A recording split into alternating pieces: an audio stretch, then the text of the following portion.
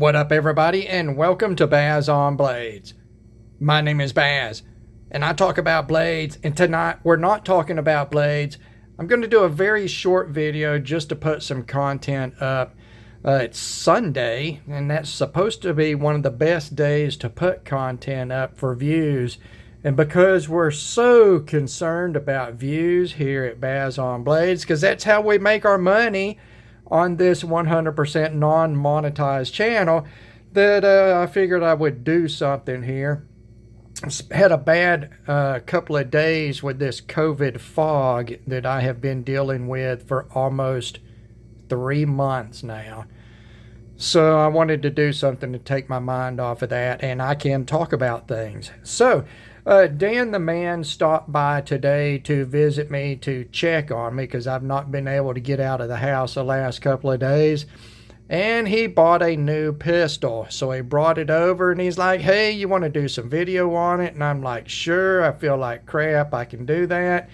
And here we go. Dan picked up a new 1911, and you can see right here that it is a Taurus 1911.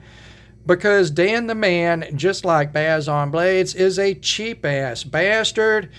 No, not really. Dan is not a cheap-ass bastard. I am, but he's not.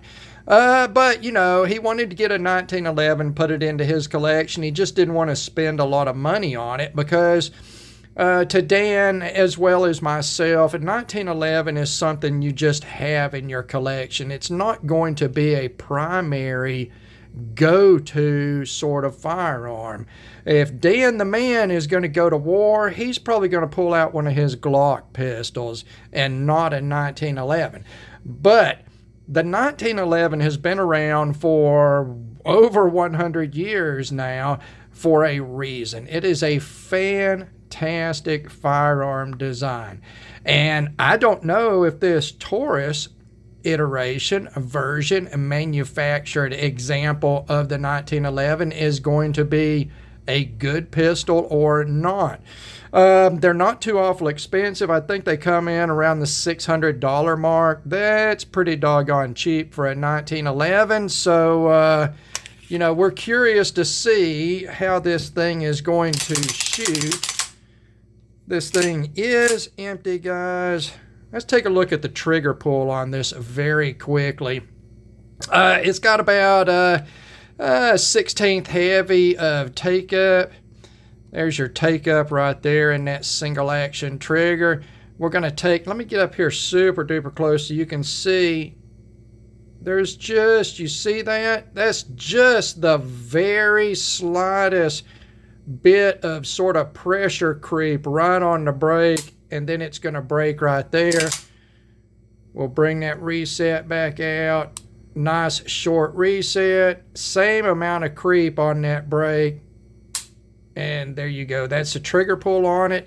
It feels to me like it's about 5 pounds, which feels a little heavy in a 1911. I'd like to see it a pound less.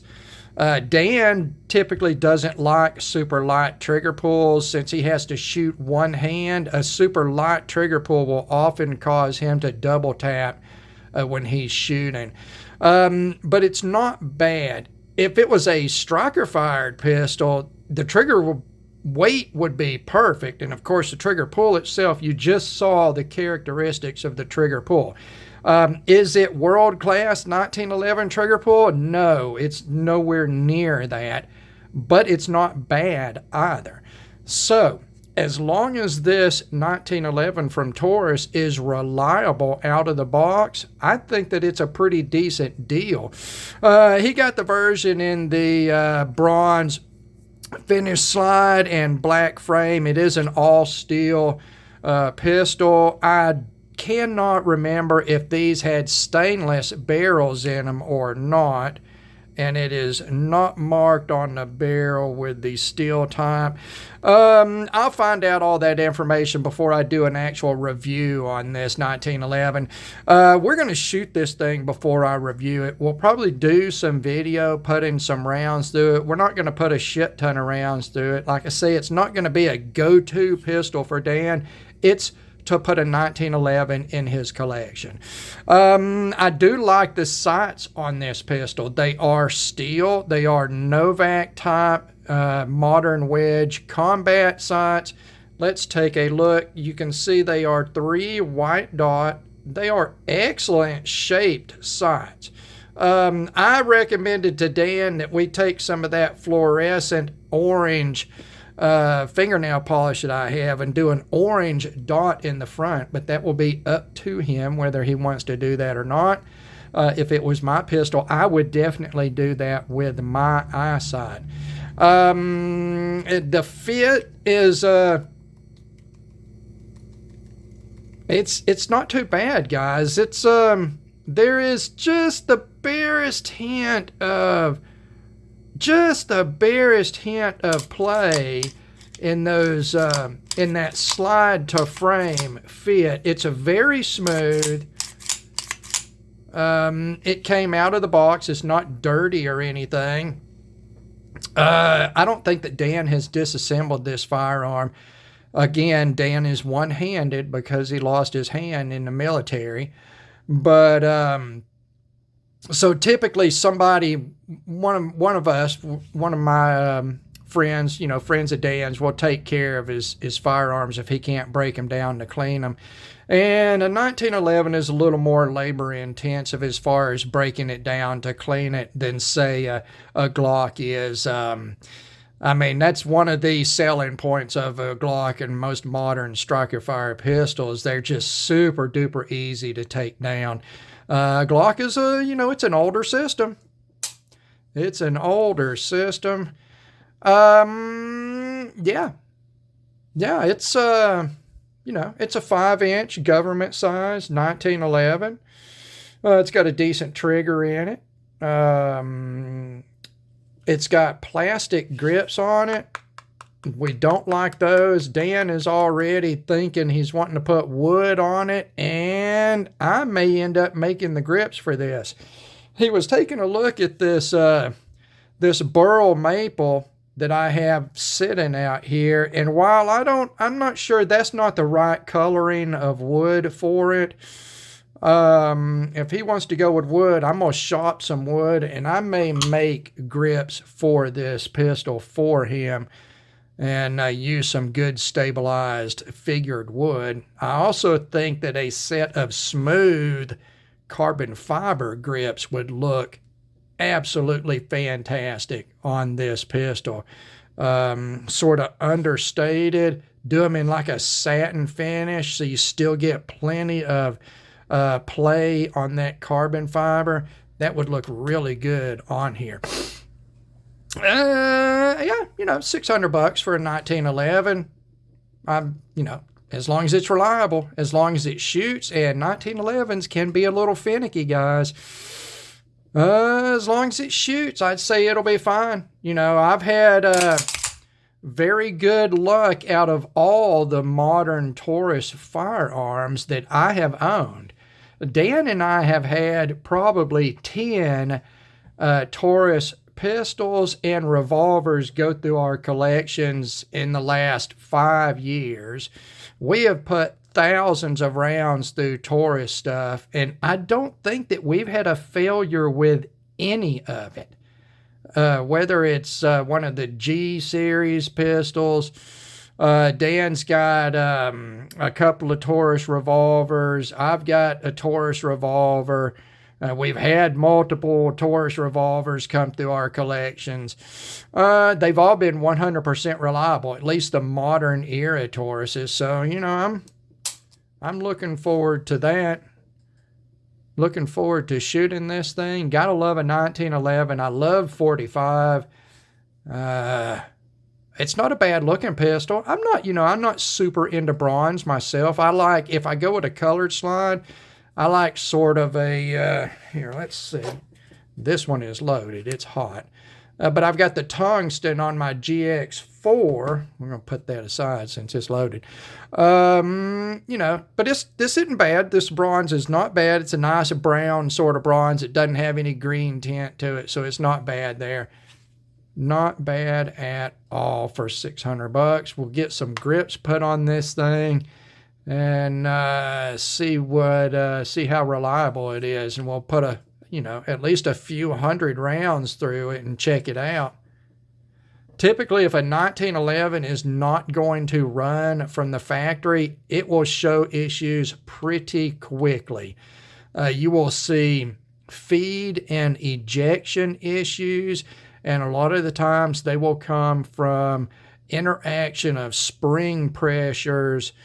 Some tolerances really affect 1911s, and then you've got a percentage that, especially on the cheaper 1911s where they're not using tool steel interior parts, they might be using MIM or cheaper parts. Sometimes you'll see some part breakage in cheaper 1911s. So I'm sort of curious to see what this Taurus does, because it feels, I mean, it's smooth and it's not rattly, and I mean, it looks good. The finish looks good. I think that's a Cerakote finish is what Taurus is using for their colored finishes on these. That's what's on my GX4, the tungsten Cerakote. And it's wearing very well for being carried daily in a Kydex holster, and I do quite a bit of dry fire with it. So there's a lot of presentation and reholstering on that Kydex. And I'm not seeing any wear through hardly at all on that Cerakote finish on that GX4. So hopefully this will do just as well. And I would just about imagine that Dan's going to put this in leather. I wouldn't carry a 1911 in Kydex. It just doesn't seem right to me. I'd get a nice leather pancake holster for this thing.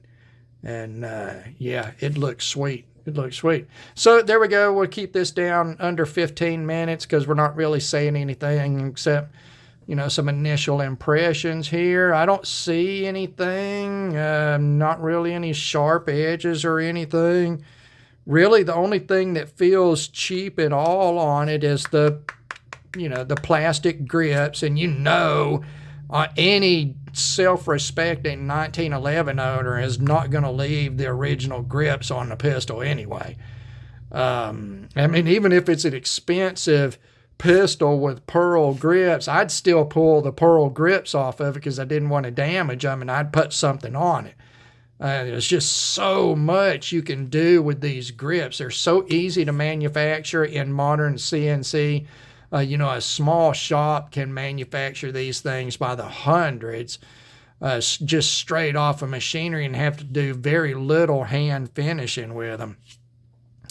I won't have that option. If I try to make grips for it, they'll be 100% hand shaped. But I mean, it's just a slab. That's it. I've got to radius it and drill holes for the mounting, and you've got a facet down here on the bottom towards the magazine well, and then you've got your detailing up here at the top around your thumb safety and your plunge tube for the detent tube for your controls.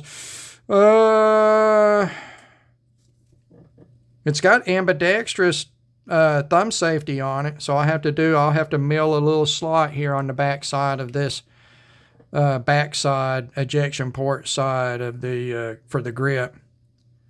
Lowered and flared ejection port.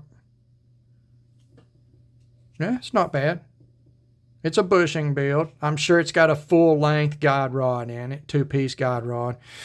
Yeah. Other than that, don't have much to say. Let's get her done in under 15 minutes. As always, thank you very much for taking the time to watch one of my videos. God bless all of you. You will be seeing more of this one, and we will see you the next time.